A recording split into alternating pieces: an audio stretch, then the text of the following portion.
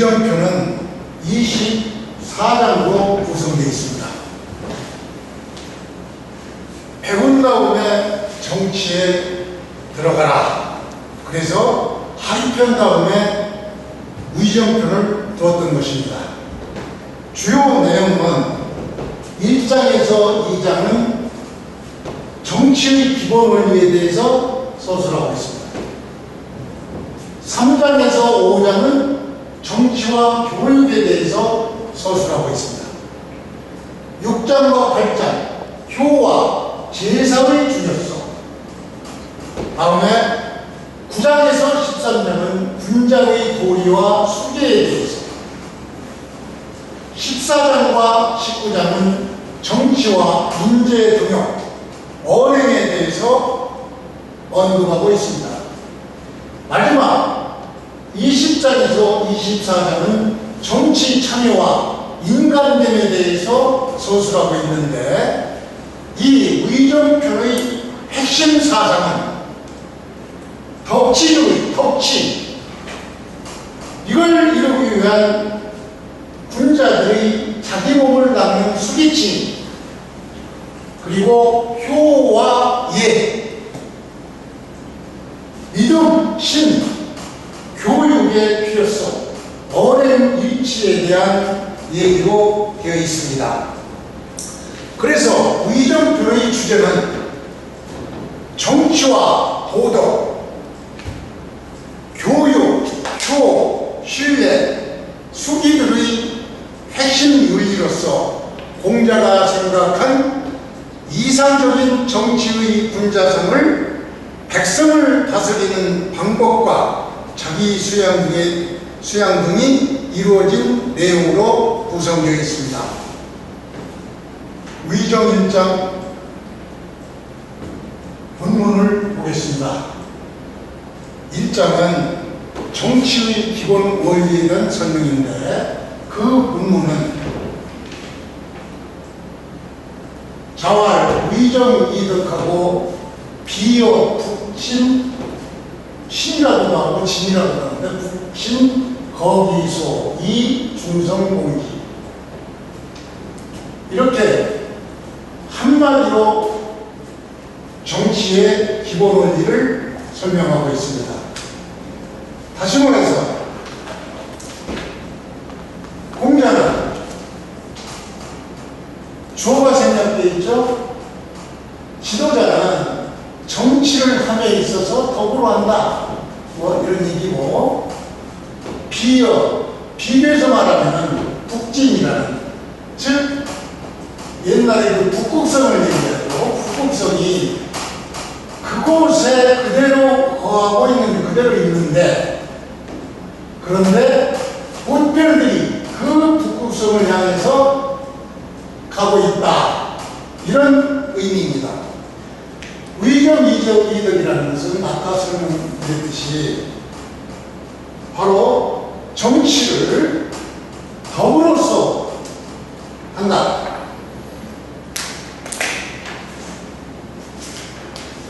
비유하자면 북극성이 그 자리에 그대로 있는데, 이때 옛날에 북극성은 지구의 북쪽에 있으면서 그것이 지구의 중심으로 봤던 것입니다. 그래서 이 당시 이 북극성은 움직이지 않는 고정된 것으로 보고 지구의 중심을 북극성으로 봤는데, 오늘날에는 사실 북극성은 움직이는 것이죠. 따라서 북극성을 하늘의 중심, 우주의 중심으로 보고 덕으로 정치를 할 때 북극성과 같이 움직이지 않고 가만히 있는데도 불구하고 뭇별들, 즉 국민들이 지은 북극성이도 북극성을 향해서 쫓아가고 있다, 이런 의미로 해석이 되고 있습니다. 그런데 이것을 논어집주에서 주자는 이것을 다시 풀어서 해석을 해주고 있는데, 논어집주 법치주의에서는 이 정과 덕을 나누어서, 즉 정은 정지 무연정야에서 정이라는 것은, 정이라고 말하는 것은 다르다는 얘기다, 이런 얘기입니다. 정이라는 것, 즉 다스린다, 이런 얘기죠. 다스린다는 것은, 다스린다라고 말하면 바로 바르게 합니다. 이거 그래서 그런 까닭으로 정이라는 것은 여기서도 주어가 생략되어 있죠. 정치가가 즉 군자들이 정 바르게 한다. 정의 목적이 정이 수어가 되고 이유 인지 부정 여기가 목적어가 되죠. 그래서 사람들이 바르지 못하는 것을 바르게 한다. 뭐가? 정치가. 그래서 이것은 예형적인 그 질서를 바로잡는 것, 예형적 질서를 바로잡는 것이 바로 정치고, 그 법치주의 원리는 정략적 그런 행위를 이렇게 정치로 봤죠. 대신에 공자가 주장하는 덕이라고 말하는 것은 얻는 것이다, 이런 얘기죠. 다시 말해서 덕이라는 말은 얻는 것이다, 이런 뜻인데 무엇을 얻느냐? 도를 행하면 마음으로부터 얻는 것이 있다. 이것이 바로 덕이라고 봤던 것입니다. 그래서 법치주의 정과 덕치주의 덕은, 즉 덕은 내적인, 이건 정의 예적이라면 덕은 내적인 강화와 깨달음을 의미하는 그런 얘기가 되고 있죠. 따라서 고대의 이 덕치와 여기서 말하는 이 덕치의 덕치와 반대되는 개념이 바로 패도 정치와 악덕 정치인데, 즉 권모술수와 무력으로 국민들을 동하고 이기적 탐욕을 채우는 정치를 말하는데, 오늘날 악덕한 정치인들은 인정이나 공자가 말한 덕치의 깊은 도리와 뜻을 모르고 있습니다. 그래서 이와 반대로 동물적, 이기적, 관능적 욕구를 채우기 위해서 무소의 악행을 저지르고 있는 것입니다. 새삼 공자가 정자하냐라고 해서 정치라는 것은 다르게 하는 것이다 라고 하는 이 비유를 마치 북극성과 물결들을 비유해서 말한 이 공자의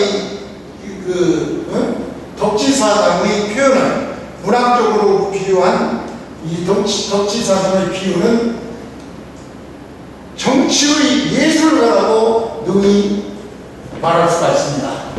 공자는 멋쟁입니다. 위정편 2장은 정치의 기본 원리를 설명하기 위해서 공자님이 시경을 불러왔습니다.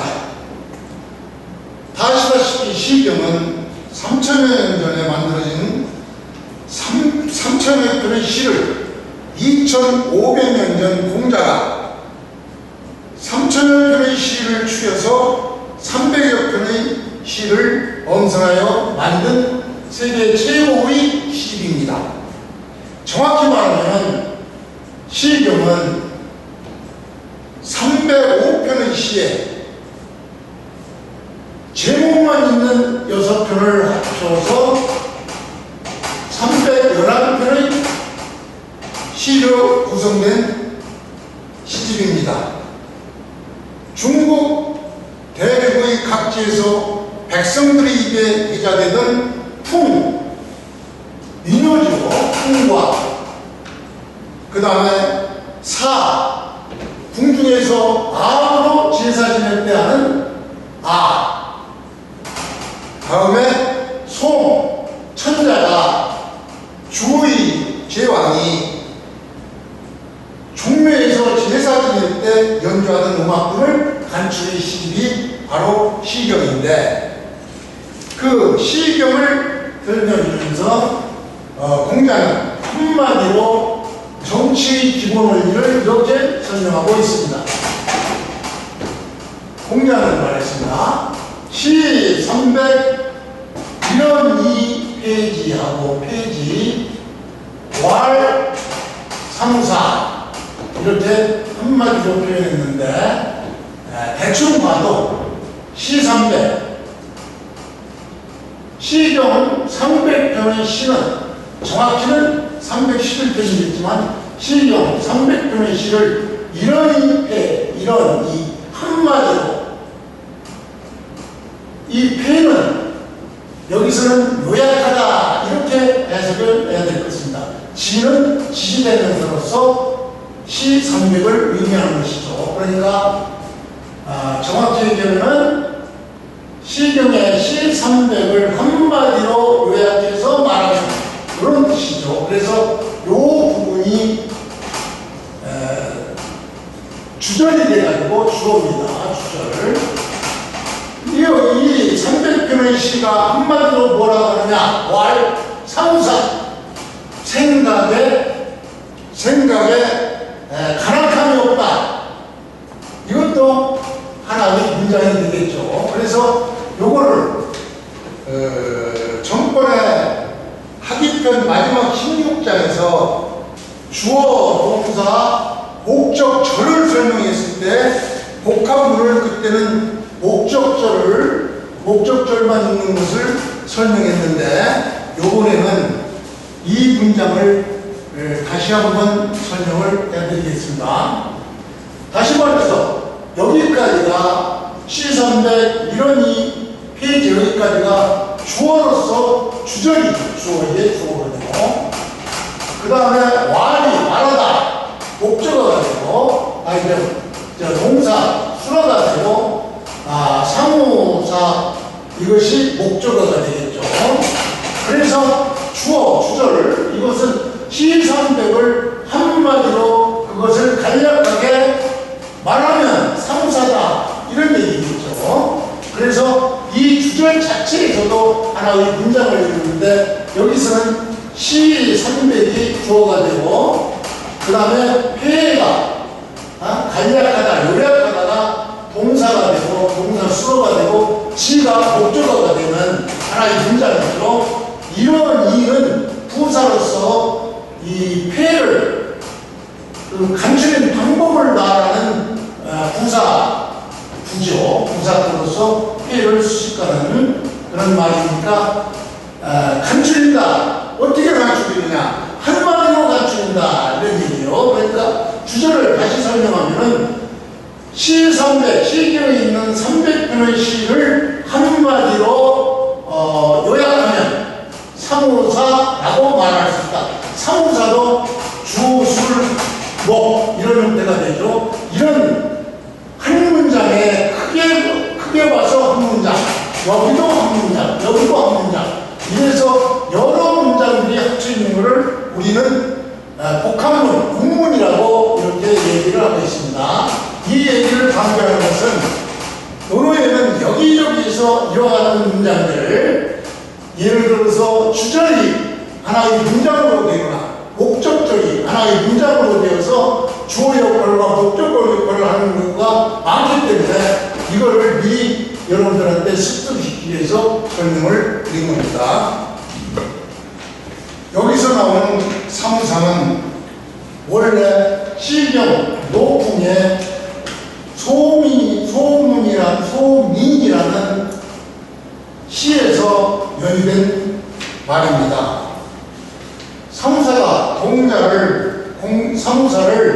공자가 이 시의 이상적 정치 표현으로 사무사를 외쳤는데, 바로 순수한 정서를 강조하며 유교 예교의 문학가로서 사문부사인데, 원래 사무사는 시경, 노풍의 소민에서 비롯된 것입니다. 즉 시경, 노풍의 소민은 바로 주나라의 그 혼란을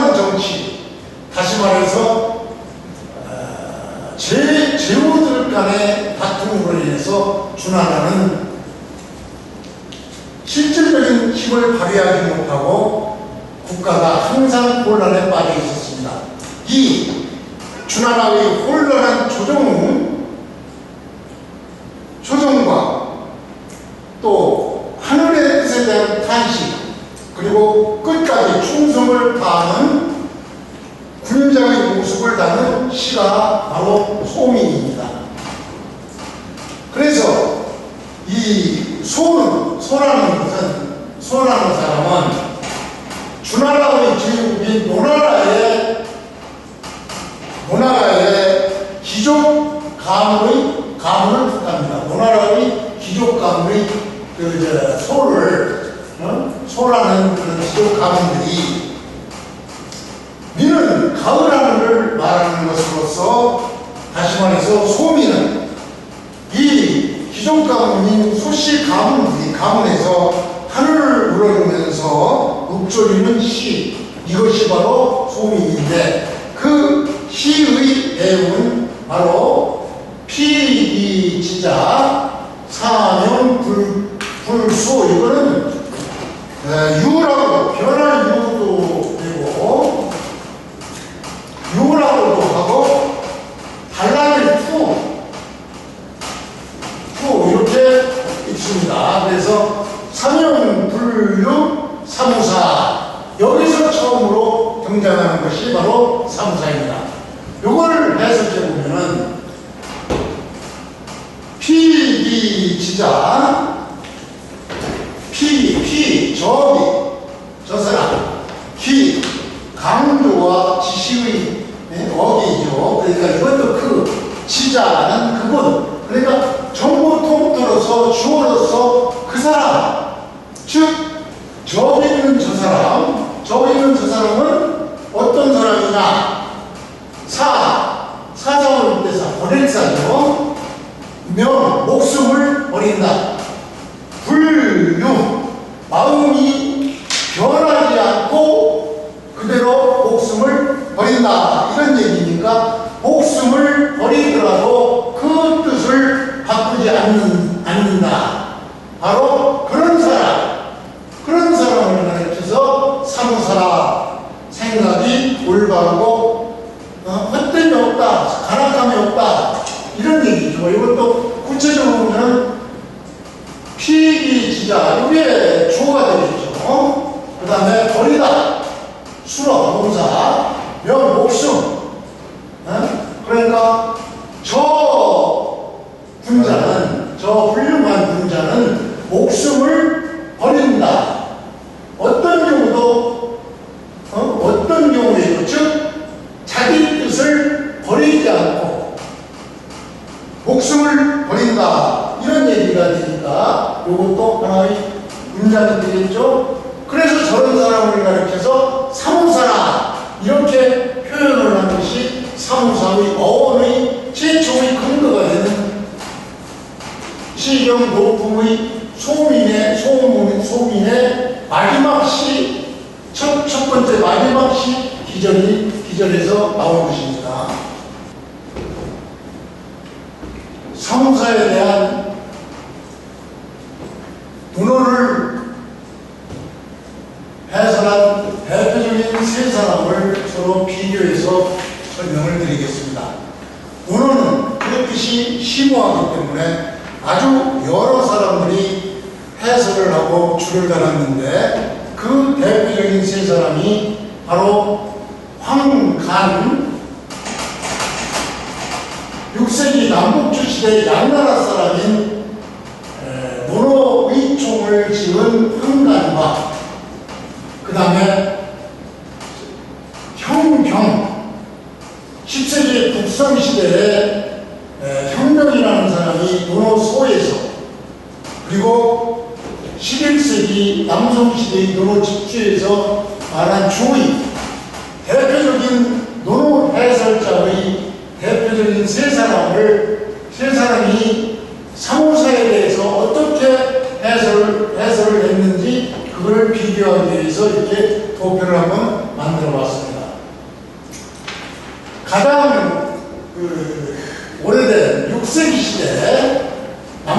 조선시대 양나라의 황가는 노노의총에서 사무사 올 때 사의 앞, 생각사 앞에 사자라는 것은 치의야라고 해서 뜻과 의지를 나타내는 것이다. 사는 뒤에 사는 뒤에 사 간살사 이거는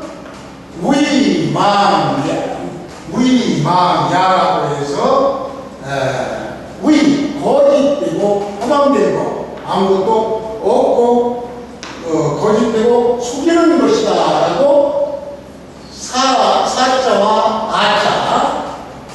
아자를 이렇게 해석을 해서 말하자면 인지지의 사람의 의지와 뜻은 거짓되고 허망한 것이 마음에 거짓되고 허망한 것이 없어야 된다라고 해석을 한 것이 바로 황간의 노노의총의 사무사에 대한 해석입니다.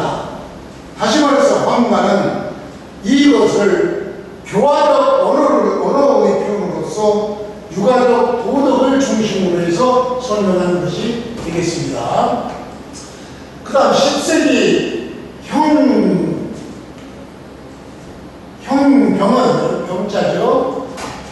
형병 10세기 독성시대의 형병은 노노의 수고라는 책에서 앞에 생각사 이것은 생각한다 생각을 이라고 했고 간살사는 벽이다 다시 말해서 비틀어진 것이다 이렇게 표현을 했습니다. 그래서 말하자면 인지사념 사람의 생각이라는 것은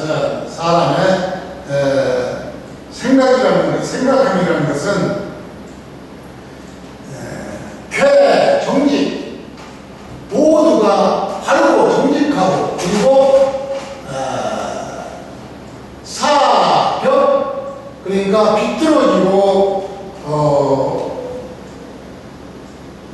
비뚤어짐이 없어야 한다. 이것을 형병은 노노의 소에서 사무사라는 개념을 이렇게 표시를 했습니다. 그래서 형병은 다시 말해서 인간의 감정도 도리에 맞게 표현이 되어야 된다. 이런 얘기. 다시 말해서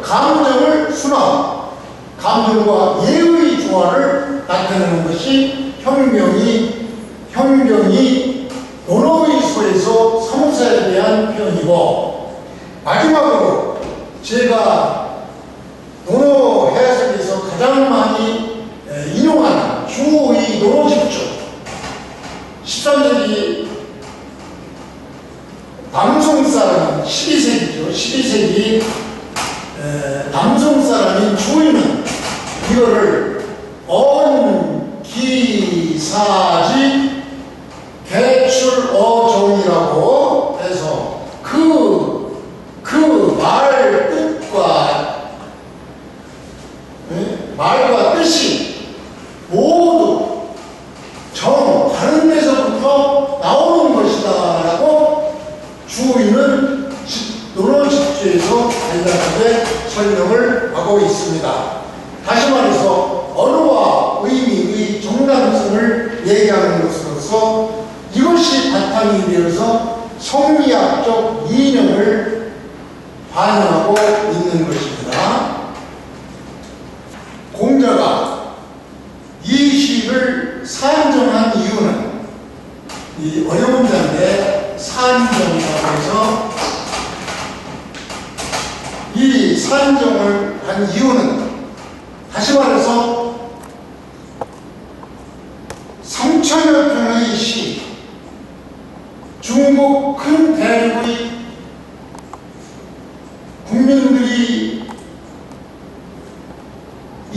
국민들이 인구에 계좌되던 3천여 편의 시를 버릴 것은 버리고 엄선하여 300여 편의 시경으로 만든 이유는 공자의 시경을 산정한 이유는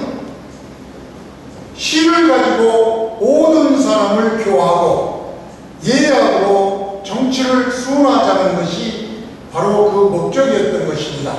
그러므로 시경에 있는 300편의 시를 한마디로 그는 그 생각이나 상념이 사악함이 없다라고 공자는 결론을 내리고 이것을 정치의 기본 이념으로 삼았던 것입니다.